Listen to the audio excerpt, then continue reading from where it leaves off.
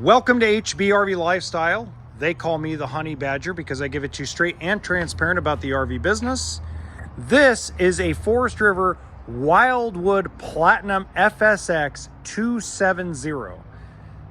This was really interesting because when I looked inside, I went, wait a minute, they make something like this? That's crazy. Now, there is no built-in generator. And by the way, if this is the first time you've seen one of my walkthroughs, I don't do a bunch of editing and special effects. It's just you and me chit-chatting about the unit as we walk around it.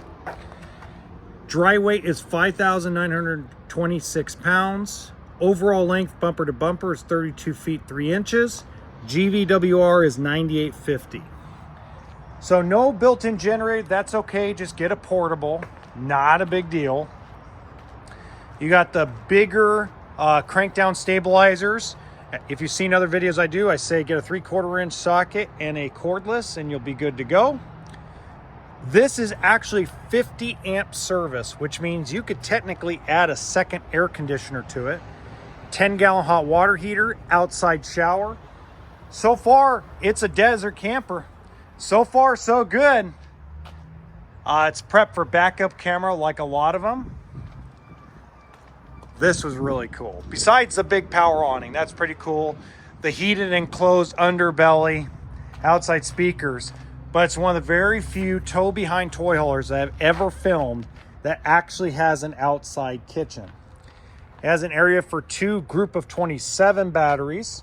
That's 12 volt. And a power tongue jack with 2 5-gallon propane tanks. This window right now, I can already tell you, is a favorite of mine. I love a big campside window. To me, it makes almost any trailer worth it because you know you're going to see all the views you want to get to, your favorites.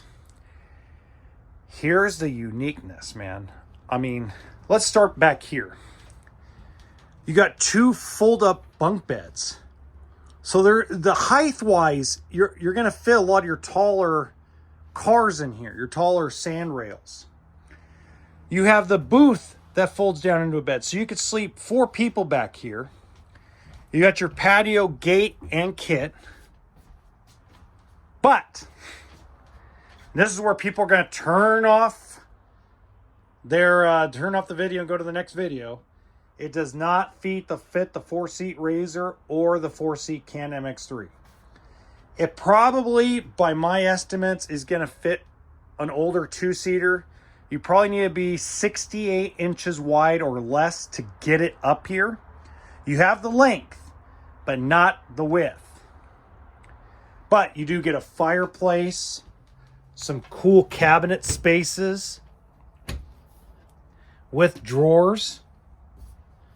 Fabulous. They give you the portable table for the dinette. Pretty good kitchen for a toy hauler. Not saying for an RV, but for a toy hauler. If you've seen previous videos of mine, I always say, hey man, toy haulers are tough to get good kitchens in. This is pretty good. This is pretty decent. Got a 1-piece sink that you can wash a pot in. Chili, tortilla soup. Yum, yum, yum, yum, yum. Underneath the sink, you still have some decent storage for like paper towels, maybe a big pot. Above the sink, we have more cabinetry to fit your plates, your bowls. Some more pots and pans.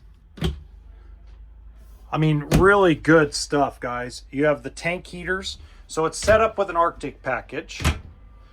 Lots of kitchen counter space here. 3-burner stove, convection microwave.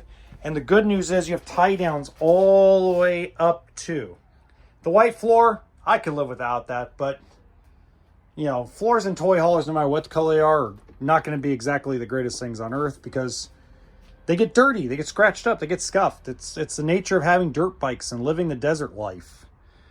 Deep refrigerator. Looks like it's 12-volt electric. It is. I can see it's an Everchill, so it's a 12-volt electric. That means this has solar on it.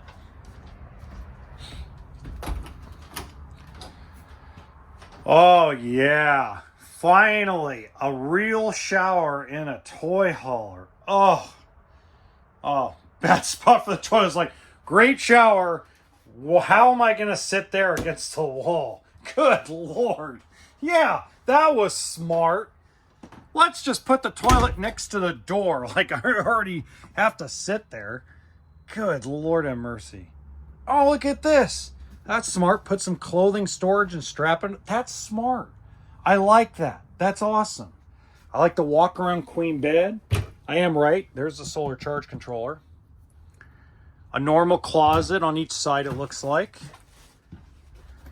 And they give you a nightstand. Now, the only downside of the nightstands, realistically, is just you have less access to the bed.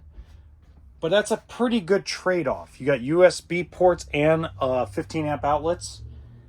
I'd say that's a pretty good trade-off. Oh, look at this. Oh, yeah. I'm sorry. You guys, if you are a fan of my channel, you know I don't get very excited. If only it fit the bloody 4-seat Can-Am and 4-seat Razor. But obviously, you can't have all this and fit that. Especially when you're under 33 feet, bumper to bumper. So we can't have everything. But man, if you're a motorcycle, ATV person, you got Polaris Ranger. Oh, man. You got a Honda Talon. Man. All right. I got to snap out of it. Okay, in the top right-hand corner, I'm going to put the playlist for all the Forest River toy haulers I've done a walkthrough video on.